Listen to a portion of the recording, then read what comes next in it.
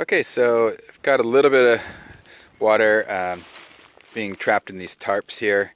It's not, the bottom one leaks. It's not permanent by any means. Just wanted to give you an idea of what the flow looks like. So it is about 90 degrees here in November, and it has not rained for about 5 months. We had no rain in October, no rain in November, and it's just nothing but heat. So we're getting this kind of flow under those conditions. I'm very, very happy with it. It's actually a very manageable amount of flow, and this is not tapped yet. So this is still, as you can see, very organic. There's water still going into the soil, and we're not actually getting into everything that we could. So it's just got a pipe buried here, and I got my water source coming. So I'm actually really pleased with how this is starting to turn out. You can see this is looking much cleaner. I don't know if you saw some of my earlier footage, but it was a big muddy mess, lots of changes in elevation, huge boulders as you can see in the way. So unfortunately I've just got an insurmountable amount of roots that are going to pose a problem, and I really just don't have it in me. I don't have the time to basically excavate this whole hill. So I think what I'm going to do, I actually excavated about 8 inches above the water bearing layer, and then I'm going to pour concrete on as a lid, and then after that lid is there, I think I'll come in, and when the ground's a little softer, and I might just take out this top layer of roots.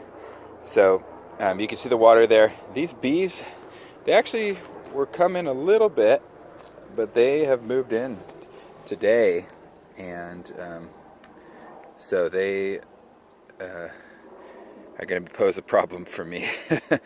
And then up here is where I got to the solid rock. Hopefully these bees won't give me any grief, because they weren't really here this morning. They just like this fresh mud I stirred up. So up here, the solid rock, this was pretty difficult, and you can see there's a big one that I left out, but I'm actually going to use that as an end. So I'm going to run my pipe right along here, and then I'm going to run my concrete dam about 18 inches over, and I'm going to hook it into there.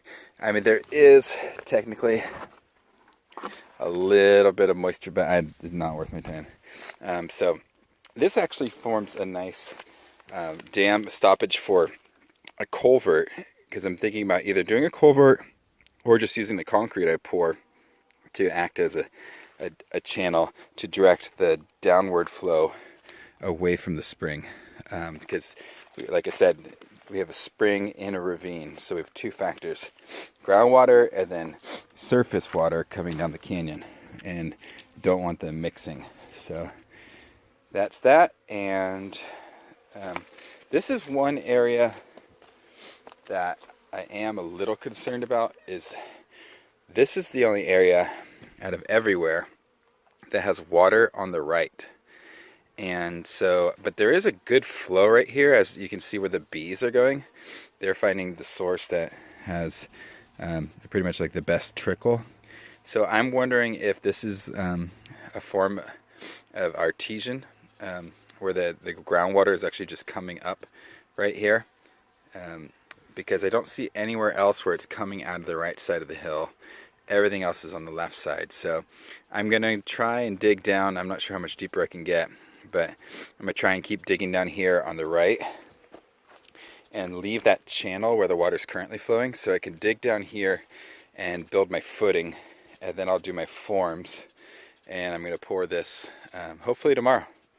And then at that point, we can get that water, you can see it trickling down there, flowing, instead of flowing onto a semi-permeable mud, just to be flowing onto a concrete floor, and to be collecting down here at the bottom, and get a really even more steady flow. So that's that. keep you posted.